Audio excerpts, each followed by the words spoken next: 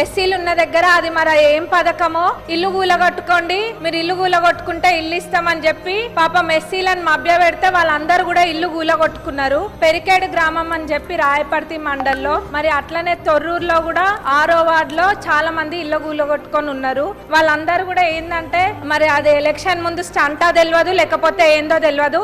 ఎంతో మంది పాపం ఇల్లు కూలగొట్టుకొని ఈ రోజు నీడ లేకుండా ఉంటున్నారు. వాళ్ళందరికీ కూడా మన ప్రభుత్వంలో ఇందిరమ్మ ఇల్లు అందరికి ఇస్తున్నాము. మరి వాళ్ళకు కూడా గత ప్రభుత్వంలో వాళ్ళు మోసపోయి ఉన్నారు కాబట్టి మన ప్రభుత్వంలో ఇందిరమ్మ ఇల్లు వాళ్ళకు కూడా ఇవ్వాల్సిందిగా సంబంధిత మంత్రి గారిని మీ ద్వారా కోరుతున్నాం అధ్యక్ష.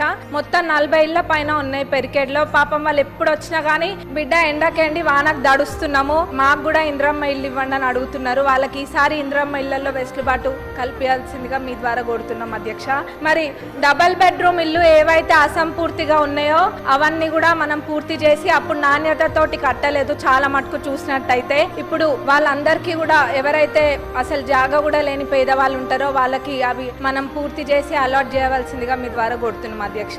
ఒక్కొక్క నియోజకవర్గానికి ఆల్రెడీ 3500 ఇల్లు వచ్చినాయి, ఇంకా కూడా రాబోతున్నాయి. మాటలు చెప్పే ప్రభుత్వం కాదు మనది, చేతలాల్లో చేసి చూపించే ప్రభుత్వం. అది కళ్ళకు కొట్టొచ్చినట్టు కనిపిస్తుంది.